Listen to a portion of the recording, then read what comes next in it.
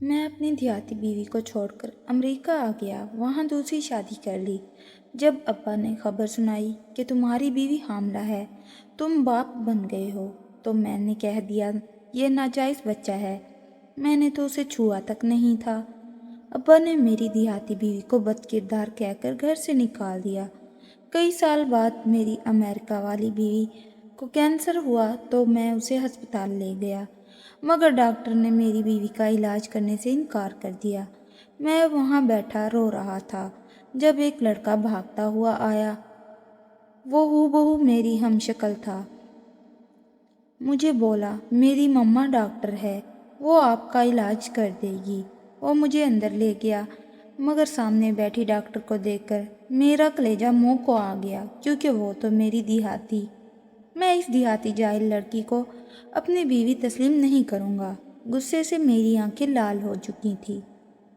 फरीहा, जो मेरी फूफोजात थी और अब मेरी बीवी बन चुकी थी, उसने मेरी आवाज़ सुनकर फौरी तौर पर तकलीफ़ और बेबसी से अपनी आंखें बंद कर लीं। इस लम्हे वो मेरे लिए सिर्फ एक बोझ थी जिसे मैंने उतार फेंकना था। ये तमाम तबाही मेरे मैट्रिक करने के फ़ौरन बाद शुरू हुई थी। मेरी ख्वाहिश थी कि मैं बैरून मुल्क जाकर पढ़ूं और वहीं किसी पढ़ी लिखी लड़की से शादी करूं, मगर एक दिन अब्बा ने अपना फ़ैसला सुनाया कि हमने फरीहा से तुम्हारा निकाह तय किया है। वो अगले हफ्ते यहाँ आ जाएगी। मैं अब्बा के फ़ैसले पर सख्ते में आ गया। मैंने खूब हंगामा किया, मगर अब्बा की ज़िद के आगे मेरी कुछ न चली। मैं मॉडर्न लड़का था और फरीहा गांव की लड़की जिसकी सादगी, लिबास और लहजा मेरे लिए एक खुला मिजाज था। सबसे बड़ी बात, इसका वज़न काफ़ी ज़्यादा था, जो मेरे लिए नफ़रत में जलती पर तेल का काम कर गया। इसके मोटापे और गांव के लहजे की वजह से मुझे शदीद खौफत होती थी। शादी के बाद कॉलेज के दिनों में जब मैं दोस्तों से मिलता तो वो फ़ौरन मुझे छेड़ना शुरू कर देते। क्यों भाई, पेंडू बीवी वाले कैसी गुजर रही है? एक दोस्त ने मजाक उड़ाया। दूसरे ने हंसते हुए कहा, सुना है मोटी बेगम ने तुम्हारे सारे ख्वाब तोड़ दिए हैं।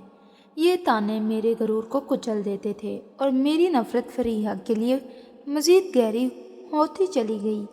मेरे जहन में एक खूबसूरत, स्मार्ट और मेरे मायार की जीवन साथी का तस्वुर था, जो मेरे साथ बैनुल-अक़वामी दुनिया में कदम मिलाकर चले। फरीहा इस तस्वुर के बिल्कुल बरअक्स थी। वो मेडिकल की तालिबा थी और ज़हीन थी। मैंने कई बार इसे रात गए किताबें पढ़ते देखा था, लेकिन मैंने जानबूझकर इस हकीकत को नज़रअंदाज किया। मेरे लिए इसका मोटा होना और गांव का लहजा बर्दाश्त करना नामुमकिन था। मैंने उसे सिर्फ एक ही लेबल से देखा, जाहिल और देहाती। तुम्हें लगता है मैं तुम्हें कभी भी कबूल करूँगा?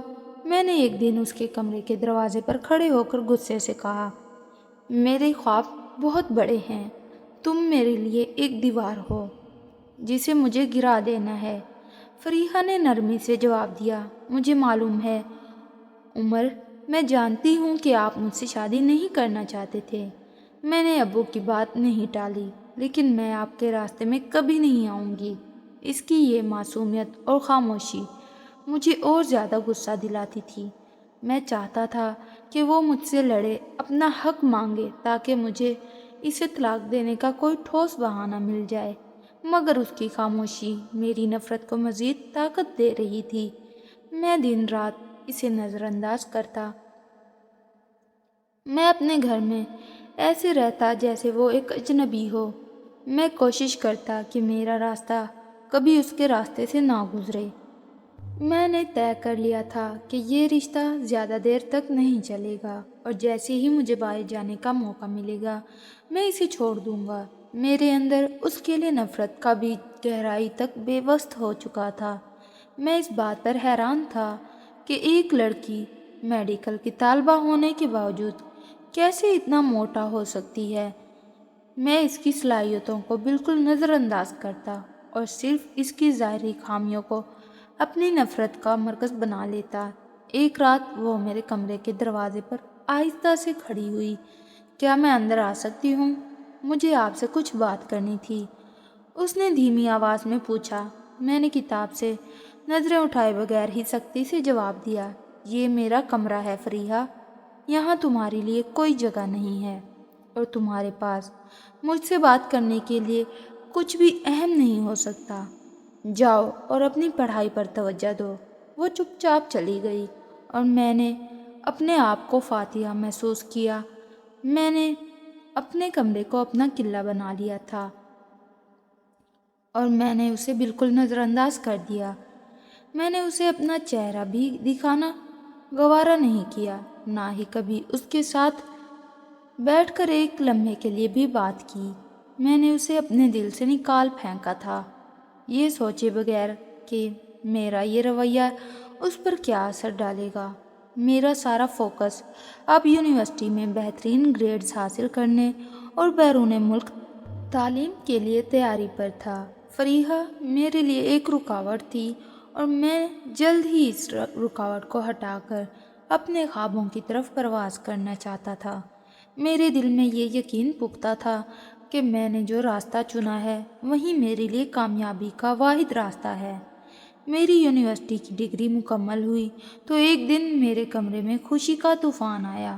مجھے ہارڈ ویئر یونیورسٹی سے داخلے کی تصدیق کا خط مل چکا تھا اور ساتھ ہی ایک اچھی خاصی اسکالرشپ بھی منظور ہوئی تھی۔ یہ میری برسوں کی محنت کا ثمر تھا، لیکن اس خوشی میں ایک بوجھ بھی شامل تھا۔ فریحہ، مجھے یاد ہے جب میں یہ خبر لے کر ابو کے پاس گیا تو ان کے چہرے پر پہلے تو فخر کی چمک تھی، مگر جب میں نے کہا کہ میں جلد ہی امریکہ کے لیے پرواز کرنے والا ہوں تو ان کی پیشانی پر بل پڑ گئے۔ تم کیا کہہ رہے ہو عمر؟ ابو نے اپنی آواز کو سخت کرتے ہوئے پوچھا۔ تم شادی شدہ ہو، تم اس طرح اپنی بیوی کو چھوڑ کر کیسے جا سکتے ہو؟ میں نے کندھے اچکا دیے۔ ابو، یہ میری تعلیم اور کیریئر کا معاملہ ہے۔ آپ جانتے ہیں میں نے ہمیشہ سے یہ خواب دیکھا ہے، میں وہاں تعلیم کے دوران اس بوجھ کو اپنے ساتھ نہیں رکھ سکتا۔ فریحہ کا ماحول وہاں مختلف ہوگا اور میری توجہ ہٹ جائے گی۔ بوجھ؟ ابو کا لہجہ اب غصے سے دہک رہا تھا۔ شرم کرو، یہ تمہاری بیوی ہے جس کا نکاح میں نے خود تمہارے سر پر رکھا تھا۔ اگر تمہیں جانا ہی ہے تو یا تو اسے اپنے ساتھ لے جاؤ یا پھر جاؤ اسے طلاق دے کر جاؤ۔ انہوں نے میز پر زور سے ہاتھ مارا۔ میں اندر ہی اندر بھڑک اٹھا۔ طلاق دینا میرے لیے کوئی مشکل کام نہیں تھا، لیکن یہ بات میں اچھی طرح جانتا تھا کہ اگر میں نے طلاق دی تو ابو کو سخت صدمہ پہنچے گا اور وہ مجھے جائیداد سے بھی آگ کر سکتے ہیں۔ یہ میرا آخری کارڈ تھا۔ میں نے ایک لمبی سانس لی اور ایک چالاکی سے کام لیا۔ ابو، اگر آپ کی یہی ضد ہے تو میں طلاق نہیں دوں گا، میں اسے یہاں چھوڑ کر جاؤں گا، لیکن میں اسے اپنی زندگی کا حصہ نہیں بناؤں گا۔ آپ کو بھی معلوم ہے کہ ہمارے درمیان کوئی تعلق نہیں ہے، یہ محض ایک کاغذ کا ٹکڑا ہے جسے میں باہر جا کر ختم کر دوں گا، لیکن ابھی میں طلاق دے کر آپ کو اور خود کو تکلیف نہیں دینا چاہتا۔ ابو نے کچھ دیر سوچا، ان کی آنکھوں میں شدید مایوسی تھی۔ وہ میری اور فریحہ کی شادی کو بچانے کی آخری کوشش کر رہے تھے، لیکن میں نے انہیں جذباتی طور پر مجبور کر دیا۔ اچھا ٹھیک ہے، تم اپنی تعلیم کے پیچھے بھاگو، لیکن یاد رکھنا تم اس رشتے کو دھوکے میں رکھ کر جا رہے ہو۔ تمہارا یہ عمل تمہارے لیے تباہی کا سامان پیدا کرے گا۔ ابو نے سر جھکا لیا اور کمرے سے باہر نکل گئے۔ ان کی نظروں میں جو مایوسی تھی وہ مجھے اس وقت بھی چبھ گئی، مگر میرے خواب کے سامنے سب کچھ ہیج تھا۔ میں نے 2 ہفتوں میں اپنی تمام تیاری مکمل کر لی۔ اس دوران میرا فریحہ سے کوئی مکالمہ نہیں ہوا اور وہ اپنے کمرے میں رہتی اور میں اپنے کمرے میں۔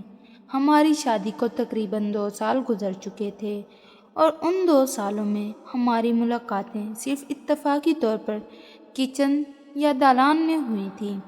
اس نے کبھی مجھ سے شکایت نہیں کی، نہ ہی کبھی مجھ سے پیار یا توجہ مانگی۔ وہ ایک خاموش بھولی بھالی لڑکی تھی، مگر میرے لیے اس کی موٹاپے اور دیہاتی پس منظر سے زیادہ کوئی چیز معنی نہیں رکھتی تھی۔ आखिरी दिन एयरपोर्ट जाने से चंद घंटे पहले मुझे ड्राइंग रूम में उसका सामना करना पड़ा। वो सामान के पास खामोशी से खड़ी थी। उसके चेहरे पर कोई तासुर नहीं था, जैसे वो पत्थर की बनी हुई हो। मुझे लगा कि शायद ये आखिरी मौका है कि मैं इसे थोड़ा बहुत अपनायत दिखाऊं, लेकिन मेरी अना और नफ़रत ने मुझे रोक दिया। सुनो, मैंने सर्द लहजे में कहा, जैसे किसी अजनबी से बात कर रहा हूँ। उसने अपना सर ऊपर उठाया। पहली बार मैंने उसकी आंखों में एक गहरा समंदर देखा। उन आंखों में कुछ था जो मेरी नफ़रत को भी पिघला सकता था, मगर मैंने फ़ौरन अपनी आंखें फेर लीं। तुम्हारा इंतज़ार बेकार है, मैंने गोया अपनी जीत का ऐलान किया। मैं यहाँ दोबारा पलट कर नहीं आऊँगा, और अगर आया भी तो सिर्फ इस रिश्ते को ख़त्म करने के लिए। जल्द तुम्हें आज़ाद कर दूँगा और फिर जाकर तुम भी अपनी ज़िंदगी गुजारना। मैंने ये अल्फाज उसके दिल में खंजर की तरह उतार दिए। मैंने उसके जज्बात का ज़रा भी ख्याल नहीं किया। मुझे एक लम्हे के लिए महसूस हुआ कि उसके हाथ कांपने लगे हैं और उसकी आंखों में नमी सी आ गई है, लेकिन मैंने फ़ौरन अपने दिल को सख्त कर लिया। मुझे लगा कि मैंने उससे बहुत बड़ा बदला ले लिया है, इस तौहीन का जो मुझे उसकी वजह से यूनिवर्सिटी के दोस्तों के सामने बर्दाश्त करनी पड़ती थी। वो कुछ नहीं बोली, सिर्फ नफ़ी में सर हिलाया और मुड़कर चली गई। उसकी खामोशी मुझे ज़्यादा तकलीफ़ दे गई। मैंने दिल पर पत्थर रखा और अब्बू, अम्मी और बहनों से गले मिलकर अलविदा लिया। अब्बू के चेहरे पर अब भी अफसोस था, जैसे वो जानते हों कि मैं एक गलत रास्ते पर चल पड़ा हूँ। जब मैं घर से निकला और कार में बैठा तो मैंने फरीहा के कमरे की खिड़की पर एक लम्हे के लिए देखा, लेकिन वहाँ पर्दा पड़ा था। मैं एयरपोर्ट पहुँचा और मेरा जहाज़ हवा में बुलंद हुआ। मेरे जहन में सिर्फ अमेरिका का रोशन मुस्तकबिल था, जहाँ कोई पेंडू बीवी या मोटी बेगम वाला के ताने नहीं होंगे। मेरे हाथ में तलाक के वो कागजात थे जिन्हें मैंने अब्बू के सामने इस्तेमाल नहीं किया था, मगर मैंने दिल में इरादा कर लिया था कि अमेरिका पहुंचते ही मैं इन्हें भेज दूंगा और ये बोझ हमेशा के लिए अपने सर से उतार दूंगा। जहाज़ की खिड़की से बादलों को देखते हुए मैंने अपने आप से एक वादा किया कि मैं वापस आकर इस नाम निहाद रिश्ते को ख़त्म कर दूंगा। मैंने फरीहा को अपनी ज़िंदगी के सफ़े से हमेशा के लिए मिटा दिया था, और मैं इस वक्त नहीं जानता था कि ये मेरा सबसे बड़ा पछतावा बनेगा। मुझे अपनी आज़ादी से ज़्यादा कोई चीज़ अजीज़ नहीं थी, और मैंने इस आज़ादी की कीमत एक मासूम इंसान के दिल और अपने बाप की खुशी से अदा कर दी थी। ये परवाज़ सिर्फ अमेरिका की नहीं थी, बल्कि मेरी अपनी इखलाकी इक़दार और इंसानियत से दूरी की परवाज़ थी। मैं पूरी तरह खुदगर्जी की दलदल में फंस चुका था। अमेरिका पहुंचकर मेरी ज़िंदगी में एकदम से तब्दीली आई। वहाँ की तेज़ रफ्तार ज़िंदगी, मुकम्मल आज़ादी और किसी भी किस्म की रोक टोक ना होना मुझे बहुत अच्छा लगा। मैंने फ़ौरन यूनिवर्सिटी में दाखिला लिया और अपनी पढ़ाई में मसरूफ़ हो गया। ये एक बिल्कुल नई दुनिया थी, जहाँ मेरे मुल्क के ख़ानदानी बंधन, रस्म व रिवाज और मेरे किए हुए फ़ैसलों की कोई अहमियत नहीं थी। मैंने सबसे पहले यही फ़ैसला किया कि मुझे अब मुकम्मल तौर पर आज़ाद हो जाना है। तकरीबन 1 साल गुज़रा था कि मेरी मुलाकात सारा से हुई, जो मेरी यूनिवर्सिटी में ही थी। वो एक खूबसूरत मॉडर्न अमेरिकी लड़की थी जिसकी शख्सियत में एक बोल्ड अंदाज था। सारा मेरी सोच के ऐन मुताबिक थी। समाज को आज़ादाना अंदाज में जीने वाली, किसी भी किस्म के जज्बाती बोझ से आज़ाद, उसकी पतली जिसामत, खूबसूरत मुस्कुराहट और आज़ाद ख्याली ने मुझे उसकी तरफ खींच लिया। मैंने तो ख्वाबों में भी हमेशा ऐसी ही ज़िंदगी सोची थी। बहुत जल्द मैंने अपने ख़ानदान और अपनी पुरानी ज़िंदगी के तमाम ताल्लुकात को बालाए ताक रखते हुए सारा से शादी कर ली, ये जानते हुए भी कि फरीहा कानूनी तौर पर अब भी मेरी बीवी है। میں نے سارا کو اپنا جیون ساتھی بنا لیا۔ میرے لیے فریحہ صرف ایک ماضی کا پچھتاوا تھی جسے میں نے بہت پہلے ہی اپنے ذہن سے نکال دیا تھا۔ میں نے فون اٹھایا اور ابو کو اپنی دوسری شادی کے بارے میں بتایا۔ ابو، میں نے شادی کر لی ہے، میں نے سارا سے شادی کی ہے۔ میں نے مختصر اور ٹھوس الفاظ میں اپنی بات کہی۔ دوسری طرف مکمل خاموشی چھا گئی، ایسی خاموشی جو میری ریڑھ کی ہڈی میں سردی اتار گئی۔ میں انتظار کر رہا تھا کہ وہ مجھ پر چیخیں گے، ناراض ہوں گے، لیکن خاموشی زیادہ خوفناک تھی۔ پھر ایک آواز آئی، مگر وہ آواز میرے پیارے ابو کی نہیں تھی، وہ کسی پتھر کی طرح سخت اور کھردری تھی۔ تم نے ہمارا سر شرم سے جھکا دیا ہے عمر۔ تم نے اپنی ماں، بہنوں اور خاندان کو کیا منہ دکھانے کے لائق چھوڑا ہے؟ ایک دیہاتی لڑکی کو بیوی تسلیم نہیں کر سکے تو کیا تمہیں دوسری لڑکی سے شادی کرنے کا حق مل گیا؟ ابو کی آواز میں شدید درد اور مایوسی تھی۔ میں نے بات کو سنبھالنے کی کوشش کی۔ ابو، یہ میرا فیصلہ ہے، فریحہ سے میرا کوئی تعلق نہیں تھا۔ اور ابو نے میری بات کاٹی۔ بس کرو، اب اس گھر کے لیے تمہارا کوئی حق باقی نہیں رہا۔ ہمارا تم سے، تمہاری تعلیم سے، تمہارے امریکہ سے کوئی واسطہ نہیں۔ تم آج سے ہمارے لیے مر چکے ہو۔ اور پھر فون بند ہو گیا۔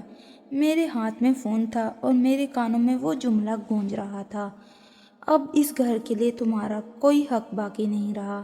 میرا باپ، جس سے میں سب سے زیادہ پیار کرتا تھا اور جس کے فخر کے لیے میں یہ سب کچھ کر رہا تھا، اب مجھ سے شدید ناراض تھا۔ میں نے فوراً فریحہ کو طلاق کے کاغذات بھیج دیے تاکہ میں اپنے آپ کو اپنے جرم کے احساس سے آزاد کر سکوں۔ میں نے سوچا کہ اب میں آزاد ہوں۔ 3 دن بعد مجھے طلاق نامے پر دستخط شدہ جواب ملا۔ اس نے بغیر کوئی سوال کیے، بغیر کوئی شکایت کیے مجھے ہمیشہ کے لیے آزاد کر دیا۔ مجھے لگا کہ میں نے خود کو آزاد کر لیا، لیکن اندر ہی اندر کوئی خلا پیدا ہو رہا تھا جسے میں نظر انداز کر رہا تھا۔ سارا اور میری زندگی شروع میں تو بہت اچھی رہی۔ میں نے اسے مہنگے سے مہنگے تحفے دیے اور اس کی ہر خواہش پوری کی۔ میں نے اس کے لیے ایک خوبصورت اپارٹمنٹ لیا اور خوبصورت فرنیچر سے اسے سجایا۔ ہر ہفتے پارٹی ہوتی، دوست آتے اور میں اس رنگین زندگی کا مزہ لیتا جس کا میں نے ہمیشہ خواب دیکھا تھا۔ لیکن جلد ہی اس خوبصورت زندگی کے پیچھے چھپا بھیانک سچ میرے سامنے آنے لگا۔ سارا کی ترجیحات بہت واضح تھیں۔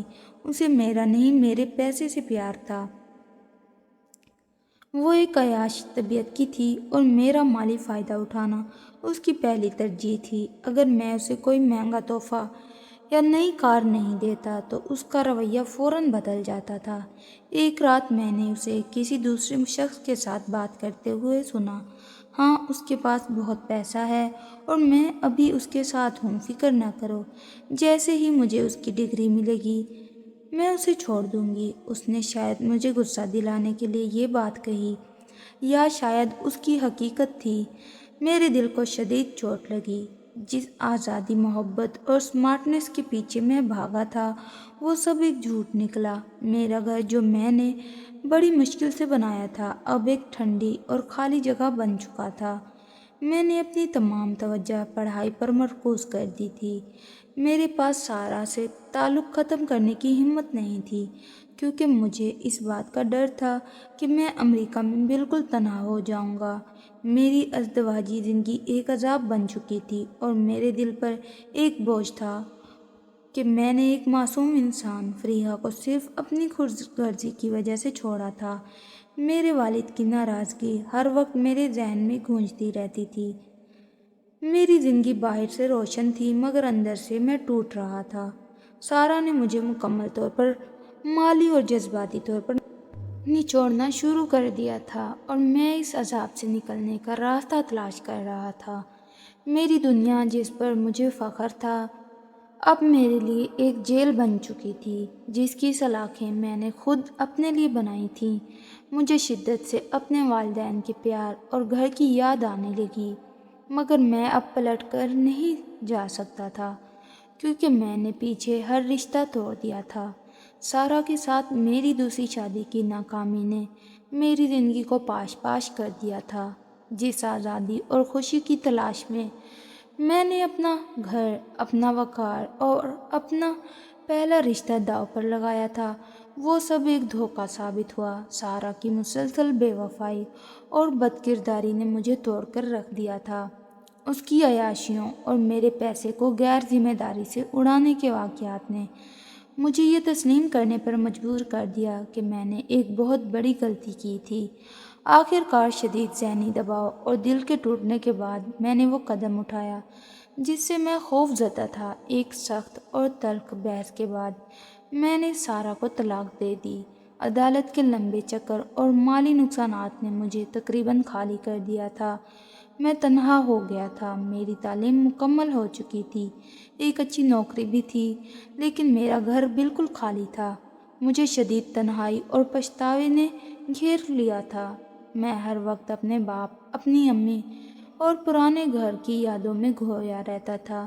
مجھے بار بار ابو کے وہ الفاظ یاد آتے تھے کہ تم نے ہمارا سر شرم سے جھکا دیا ہے۔ کاش میں نے ان کی بات سنی ہوتی۔ میں نے سارا کے ساتھ 5 سال گزارے تھے اور وہ 5 سال ایک عذاب سے کم نہیں تھے۔ مجھے اب احساس ہو رہا تھا کہ رشتے کی اصل قدر سکون میں ہوتی ہے، ظاہری خوبصورتی یا ماڈرن پن میں نہیں۔ ایک شام میرا دل بہت بوجھل تھا۔ میں شہر کے ایک پرسکون پارک میں جا کر بینچ پر بیٹھ گیا۔ سورج غروب ہو رہا تھا اور پارک میں ہلچل کم ہو رہی تھی۔ میں اپنی زندگی کے تاریک پہلوؤں پر سوچ رہا تھا کہ میری نظر ایک پیارے سے ہنستے ہوئے بچے پر پڑی جو بینچ کے قریب فٹ بال سے کھیل رہا تھا۔ اس کی ہنسی بہت معصوم تھی اور اس کی شکل میں ایک عجب سی کشش تھی جو مجھے اپنی طرف کھینچ رہی تھی۔ وہ بچہ کھیلتا ہوا میرے قریب آ گیا اور اس کی بال میرے قدموں میں آ کر رک گئی۔ میں نے مسکرا کر بال اسے واپس دی۔ ہیلو، اکیلے کھیل رہے ہو؟ میں نے پوچھا۔ وہ مسکرایا اور اس کی مسکراہٹ نے میرے دل میں عجیب سی ٹھنڈک پیدا کی۔ ہیلو، میرا نام احمد ہے، اس نے صاف گوئی سے کہا۔ اور نہیں، میں اکیلا نہیں ہوں، میری مما یہیں قریب ہیں۔ میں نے اس سے پوچھا کہ اس کے پاپا کہاں ہیں، تو اس نے معصومیت سے جواب دیا، میرے پاپا تو آسمان پر ستاروں کے پاس چلے گئے ہیں۔ وہ اوپر کی طرف اشارہ کر کے بولا، لیکن میری ماما میرے لیے پاپا بھی ہیں اور ماما بھی۔ وہ ڈاکٹر ہیں اور بہت بہادر ہیں۔ اس کی باتوں میں ایک پختگی اور پیار تھا جو مجھے اندر تک چھو گیا۔ مجھے لگا جیسے میں پہلی بار اپنے اندر کی تنہائی کو بھول گیا ہوں۔ وہ کافی دیر تک مجھ سے باتیں کرتا رہا اور میں اس کی باتوں میں مگن رہا۔ اس نے مجھے اپنی ماما کی کہانی بھی سنائی کہ وہ کس طرح راتوں کو جاگ کر پڑھائی کرتی تھی اور اب ایک اچھی ڈاکٹر بن گئی ہیں۔ کیا تم ڈاکٹر ہو؟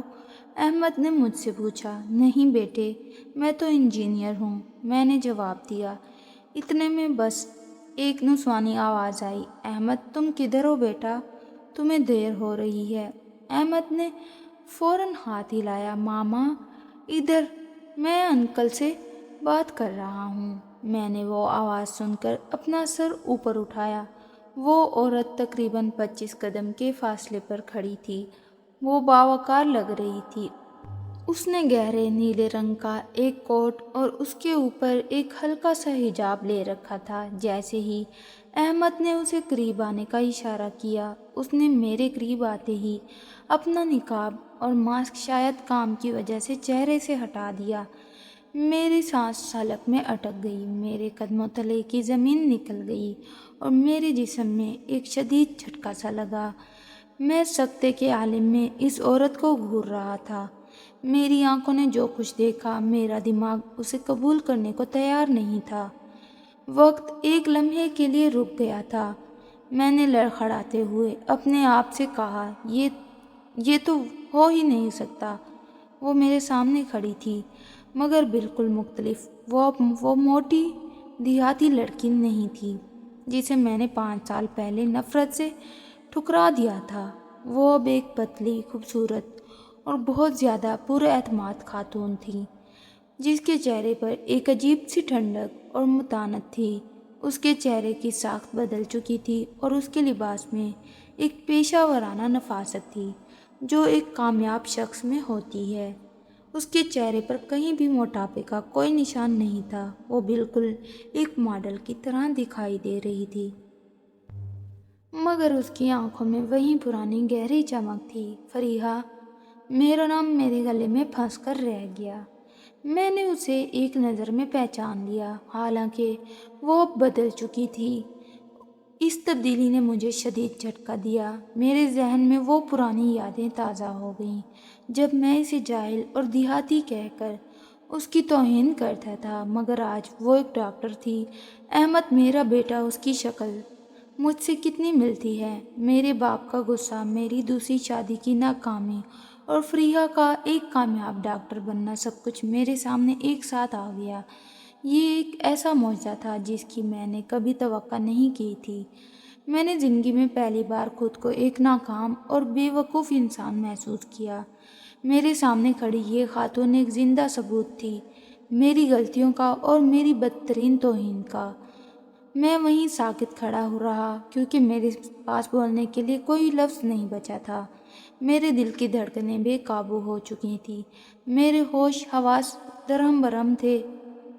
وہ فریحہ تھی، وہی عورت جسے میں نے طعن و تشنیع کا نشانہ بنایا، جس کا موٹاپا میرے لیے باعث شرم تھا اور جسے میں نے پینڈو اور جاہل کہہ کر امریکہ کی فلائٹ پکڑنے سے پہلے حقارت سے ٹھکرا دیا تھا۔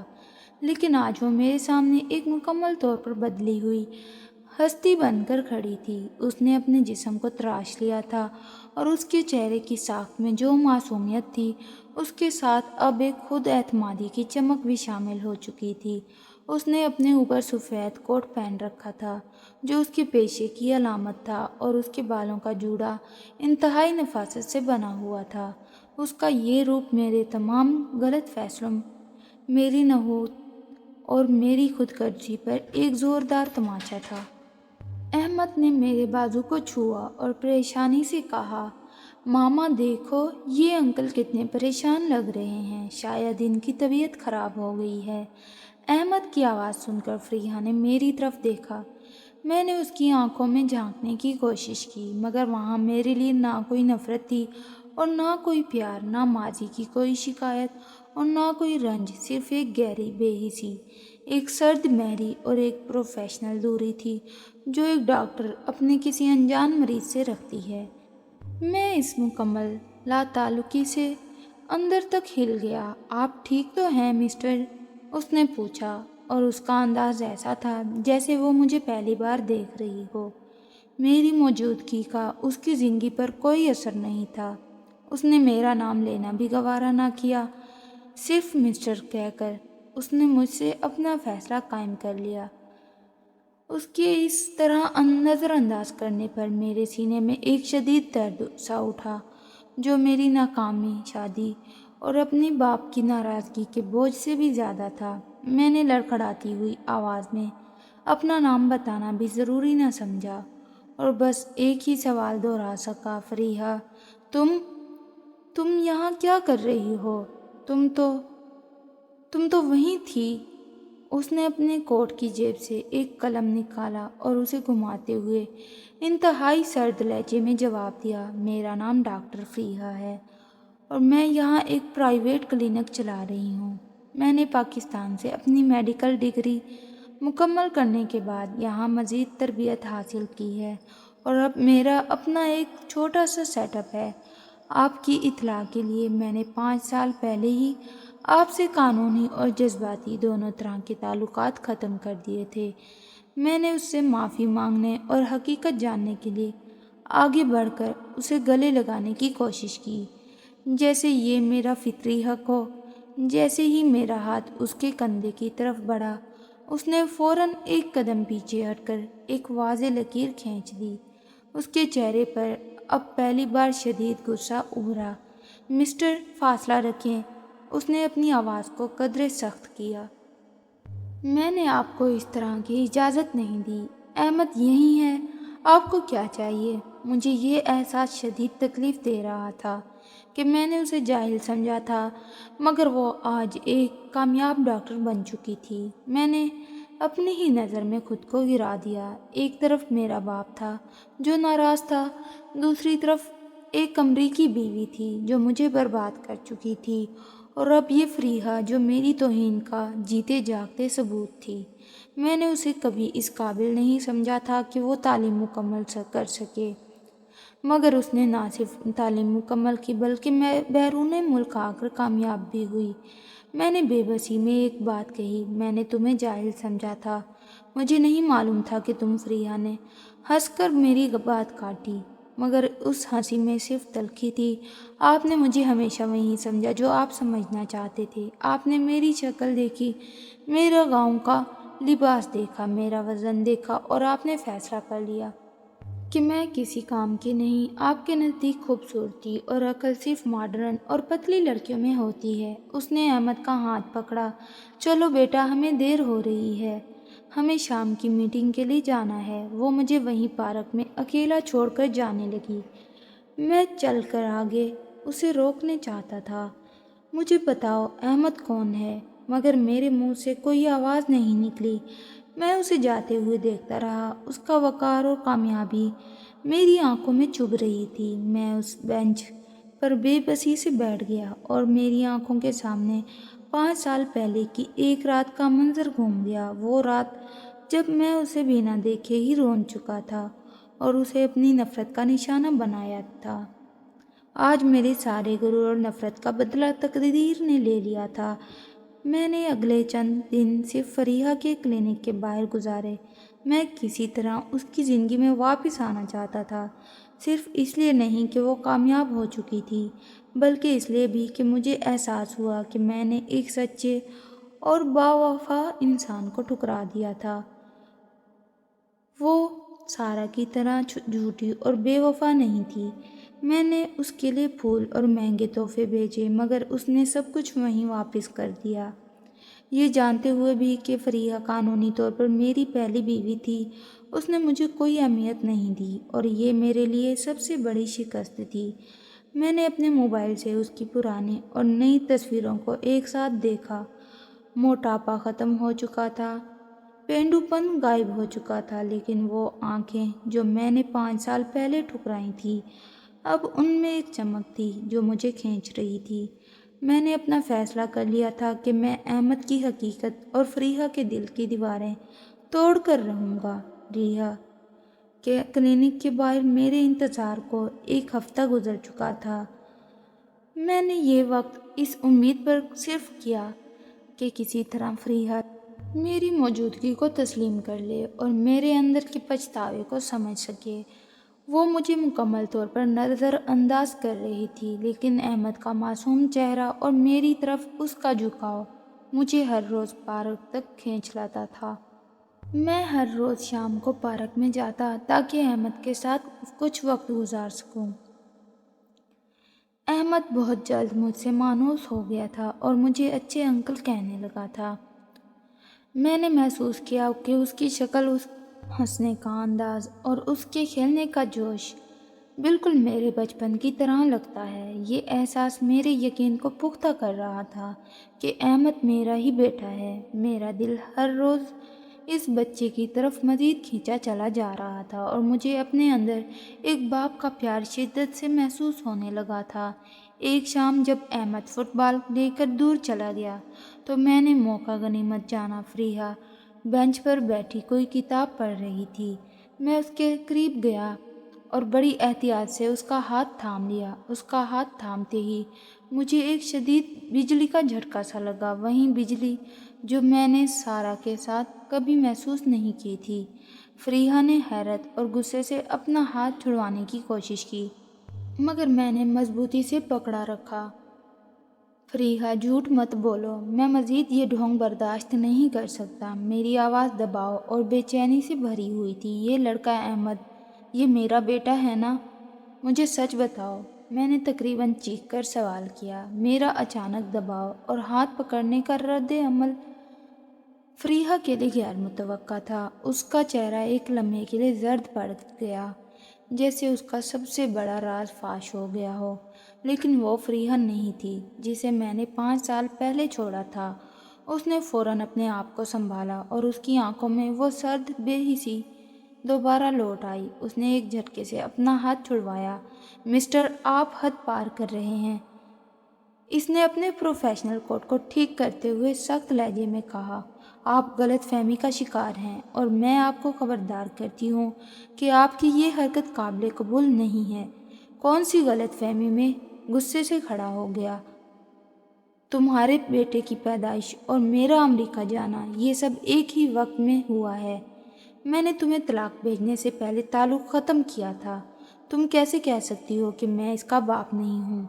उसने अपनी आंखों में एक शदीद दर्द भरते हुए कहा। अहमद मेरा बेटा है और उसके बाप की मौत 5 साल पहले हो चुकी है। उसका लहजा बिल्कुल दो टोक था, जैसे इस हकीकत पर मज़ीद बहस की कोई गुंजाइश ही नहीं। उसका जवाब मुझे अंदर तक ज़ख्मी कर गया। वो अहमद के बाप को मुर्दा कह रही थी। मेरे लिए ये अल्फाज ऐसे थे जैसे मुझे सीने में गोली मार दी गई हो। मैंने चिल्लाकर कहा, तुम कैसे कह सकती हो? मैं इसका बाप हूँ। मैंने ही तुम्हें छोड़ा था, मगर तुम मुझे मेरे बच्चे से महरूम नहीं कर सकती। मेरा हक है इस पर। यह एक जज्बाती लम्हा था जहाँ मैंने अपनी तमाम गलतियों को तस्लीम करते हुए अपना बाप होने का हक मांग रहा था। ये पहला मौका था कि मैंने अपनी गलती का इकरार किया कि मैंने उसे छोड़ा था। हक।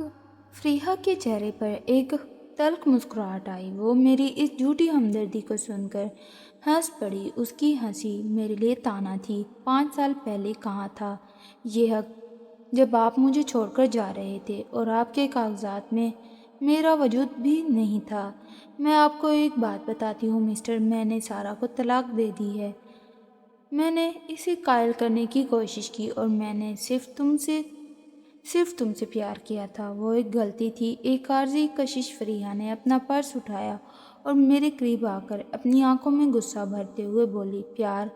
आपने मुझे कभी प्यार नहीं किया। आपने हमेशा मेरी तौहीन की है। आपने मेरे मोटापे, मेरी सादगी और मेरे गांव के पस मंज़र की तौहीन की। आपने मुझे जाहिल कहा। आपने मुझे बोझ समझा। प्यार मैं तो कुर्बानी दी जाती है और आपने सिर्फ फरार हासिल किया। उसने अपना पर्स मजबूती से पकड़ा और अपनी बात का आखिरी हिस्सा मज़ीद सख्त किया। मैंने अब ये ज़िंदगी बहुत मुश्किल से बनाई है, तन्हा, अब मेरे बेटे के साथ, और आप के इसमें वापस आने की कोई गुंजाइश नहीं है।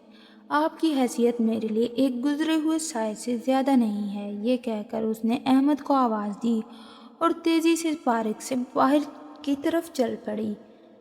मुझे लगा जैसे उसने मुझे वहाँ बैठे रहने की सज़ा दी हो। मैं वहाँ ज़मीन पर बैठ गया, हार मानकर, और अपने हाथ में पार्क की मिट्टी लेकर उसे रेत की तरह छोड़ दिया। मेरी आंखों में नदामत और तकलीफ़ का एक सैलाब था। मैंने अपनी ज़िंदगी में हर वो चीज़ खो दी थी जो मेरी थी, मेरा बाप, मेरा सुकून और अब मेरा बेटा। मैं अब फरीहा का प्यार या रहम नहीं चाहता था। मैं सिर्फ अपने बेटे के साथ वक्त गुजारना चाहता था और मैं इससे महरूम हो रहा था।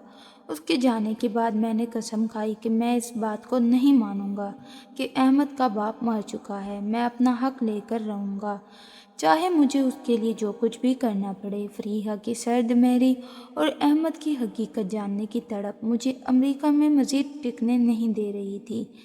मैंने अपना सामान बांधा और अपने बाप से मिलने अपने पुराने घर पाकिस्तान वापस आ गया। 5 साल बाद घर की दहलीज पर कदम रखना एक अजनबी की तरह था। घर में दाखिल होते ही हर चीज़ मानूस लगी, मगर घर का माहौल गैर मानूस था। अब्बू ड्राइंग रूम में बैठे अखबार पढ़ रहे थे। मुझे देखकर वो एक लम्हे के लिए साकित हुए, मगर उनके चेहरे पर कोई गर्मजोशी या शफकत नहीं थी। तुम यहाँ क्यों आए हो? उन्होंने अपनी आवाज़ को सख्ती से भरते हुए पूछा। उनकी आंखों में अब भी वो नाराज़गी थी जो उन्होंने 5 साल पहले फ़ोन पर जाहिर की थी। मैंने अपना सर झुका लिया। मैं अपनी गलती तस्लीम करने आया हूँ अब्बू। मैं अपनी ज़िंदगी की सबसे बड़ी गलती को सुधारने आया हूँ। मैंने अपनी नाकाम दूसरी शादी, सारा की बदकिरदारी और अपने दिल के खालीपन की पूरी दास्तान उनके सामने रख दी। जब मैंने उन्हें बताया कि फरीहा अब अमेरिका में ایک کامیاب ڈاکٹر ہے اور اس کا ایک بیٹا ہے احمد۔ تو ان کے چہرے کے تاثرات بدل گئے۔ میں نے اپنے فون میں محفوظ احمد کی تصویر ان کے سامنے کی تصویر دیکھتے ہی ابو کی آنکھوں میں نمی آ گئی۔ انہوں نے فوراً اپنی نظریں جھکا لیں۔ یہ لڑکا بالکل تم پر گیا ہے، انہوں نے دھیمی آواز میں کہا۔ پھر میں نے ان سے وہ سوال کیا جو مجھے اندر سے کھوکھلا کر رہا تھا۔ ابو، آپ نے مجھ سے فریحہ کی تعلیم کی حقیقت کیوں چھپائی؟ کیوں نہیں بتایا کہ وہ میڈیکل کی طالبہ تھی؟ یہ سن کر ابو مسکرائے، مگر ان کی مسکراہٹ میں شدید گہرائی تھی۔ یہ تمہاری سزا تھی میرے بیٹے۔ تم نے جسے جاہل سمجھا وہ شادی کے وقت ہی میڈیکل کی طالبہ تھی۔ وہ بہت ذہین تھی اور تمہارے نکاح کے بعد بھی وہ خاموشی سے اپنی تعلیم جاری رکھے ہوئے تھی۔ ابو نے میری طرف دیکھا، ان کی آنکھوں میں ایک استاد کی سی تیزی تھی۔ تم نے اسے اس کی محنت کے دوران اکیلا چھوڑ دیا اور نفرت دی۔ تم نے اس کے کردار، اس کے گاؤں کے پس منظر اور اس کے موٹاپے کا مذاق اڑایا۔ تم نے اس پر ظلم کیا۔ عمر، جب تم امریکہ چلے گئے تو میں نے ہی اسے حوصلہ دیا کہ وہ اپنی پڑھائی جاری رکھے۔ میں نے اس کے پروفیسروں سے بات کی اور اسے یقین دلایا کہ تمہارے بغیر بھی اس کی ایک زندگی ہے۔ انہوں نے اپنی بات جاری رکھی اور آج تم اس کے قابل نہیں رہے کہ تم اسے اپنی بیوی تسلیم کر سکو۔ وہ ایک کامیاب ڈاکٹر ہے، وہ ایک خوددار ماں ہے اور تم ایک ناکام شوہر اور ایک گناہ گار باپ۔ میں نے فریحہ کا ساتھ اس لیے دیا کیونکہ وہ میری بھتیجی ہونے کے ساتھ ساتھ میری بہو بھی تھی اور میں اسے مضبوط دیکھنا چاہتا تھا۔ یہ سن کر مجھے شدید صدمہ پہنچا۔ میرے باپ نے مجھ سے حقیقت چھپائی تھی تاکہ مجھے میری غلطی کا احساس ہو۔ وہ خاموش تماشائی نہیں تھے بلکہ میری زندگی کا ایک بہت بڑا موڑ تھے۔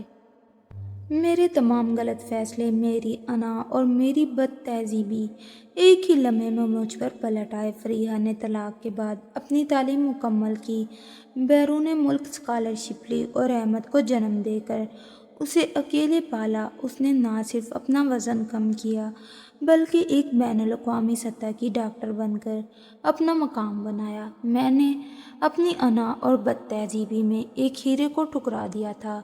مجھے بتاؤ ابو، احمد میرا بیٹا ہے نا؟ فریحہ نے جھوٹ کہا کہ اس کا باپ مر چکا ہے۔ میں نے التجا کی۔ ابو نے سکون سے جواب دیا، فریحہ نے در حقیقت جھوٹ نہیں کہا۔ عمر، جس شخص نے اسے اپنا حق نہیں دیا، اسے نفرت سے چھوڑا اور اس کی توہین کی، اس کا باپ ہونا بھی ایک طرح سے مر چکا ہوتا ہے۔ احمد کے لیے اس کے باپ کا وجود نہیں ہے، یہ اس کا سچ ہے۔ ان کے الفاظ میرے دل کو چھلنی کر گئے۔ میں نے اپنے باپ کے قدموں میں گر کر روتے ہوئے کہا، میں جانتا ہوں میں نے بہت بڑی غلطی کی ہے، مجھے معاف کر دیں ابو، میں سب کچھ ٹھیک کرنا چاہتا ہوں۔ میں فریحہ اور احمد کو واپس لانا چاہتا ہوں، مجھے ایک موقع دیں۔ میرے اندر نفرت کی جگہ اب پچھتاوا، شرمندگی اور اس کے لیے گہری محبت پیدا ہو چکی تھی۔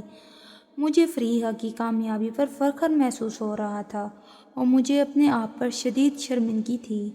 ابو نے پہلی بار مجھے گلے لگایا، مگر ان کے گلے لگنے پر میں اب وہ پرانی شفقت نہیں تھی بلکہ ایک سبق آموز سختی تھی۔ انہوں نے کہا، جاؤ، اپنا آپ اسے ثابت کرو، اس کی محبت، اس کی عزت اور اس کا اعتماد دوبارہ جیتو۔ یہ ایک مشکل راستہ ہوگا، لیکن اگر تم واقعی بدل چکے ہو تو اللہ تمہاری مدد کرے گا۔ مجھے اپنے باپ کا پیار دوبارہ حاصل ہو گیا تھا، مگر اب میرا اگلا اور آخری امتحان فریحہ کے سامنے تھا۔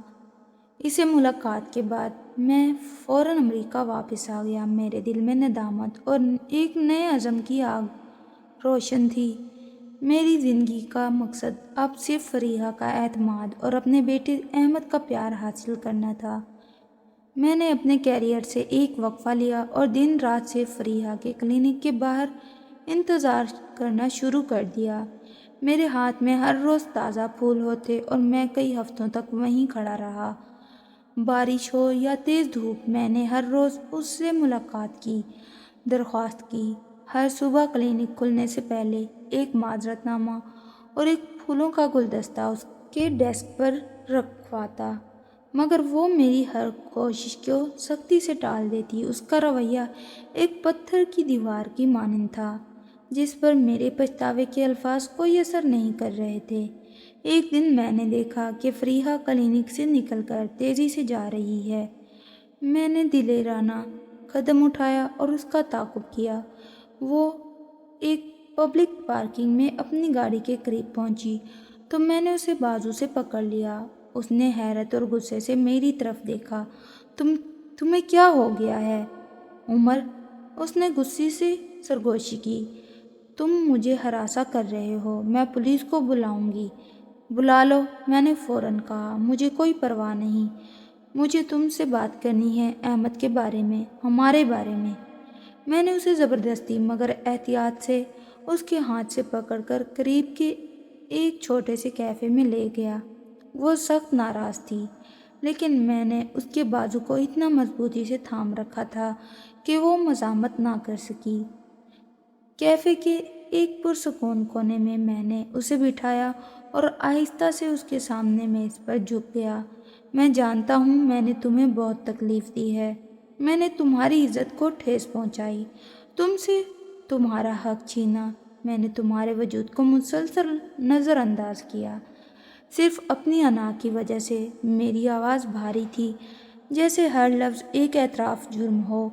میں نے گہری سانس لی۔ لیکن احمد میرا بیٹا ہے، میں اس رشتے سے کبھی دستبردار نہیں ہوں گا، اور تم میری پہلی بیوی ہو، مجھے ایک موقع دو، ایک نئے سرے سے۔ میں نے اپنی زندگی کا سب سے جھکنے والا قدم اٹھایا، انتہائی آہستگی سے اس کے ہاتھ پر بوسہ دیا۔ یہ میری طرف سے تسلیم غلطی تھا۔ میرے اس اعتراف کے بعد فریحہ کے چہرے کی سختی میں دراڑ پڑی۔ اس کی آنکھوں میں بھر آنے والے آنسو وہی تھے جنہیں وہ پچھلے 5 سال سے روک رہی تھی۔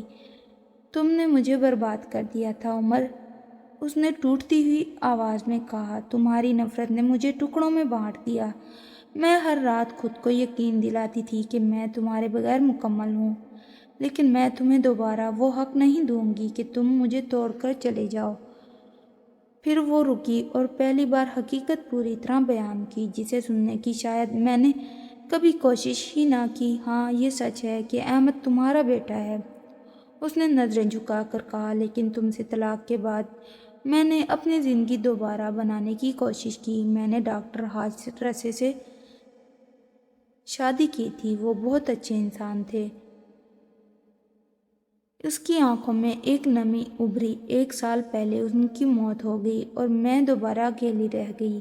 تم سے نفرت کے باوجود میں نے احمد کو ایک مضبوط گھر دینے کی کوشش کی تھی۔ اس کی بات سنتے ہوئے میرا دل جیسے اپنی جگہ ڈوب گیا۔ مجھے اپنی غلطیوں کا وزن پہلے سے کہیں زیادہ محسوس ہوا۔ میں نے آہستہ سے کہا، فریحہ، اگر مجھے اس وقت عقل ہوتی تو میں تمہیں کبھی چھوڑتا نہیں۔ میں اب وہ شخص نہیں رہا۔ سارا کو طلاق دینا میری سزا تھی۔ اس رشتے نے مجھے سمجھایا کہ اصل رشتے کی قدر کیا ہوتی ہے۔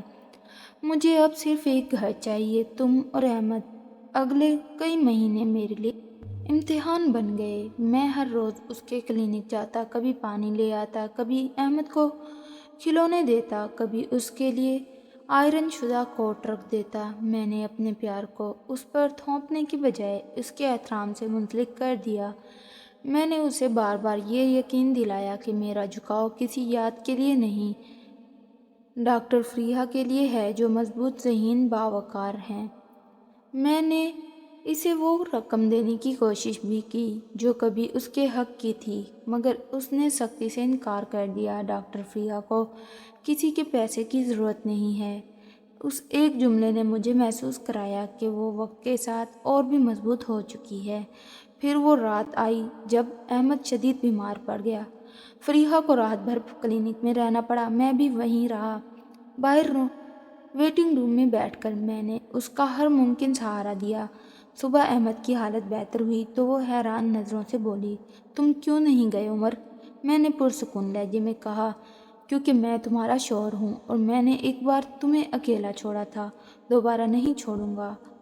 ماہ و سال کے صبر، مسلسل کوشش اور ہر دن کی معافی نے بالآخر اس کا دل نرم کیا۔ اسے میری आंखों में नियत का वजन दिखाई देने लगा।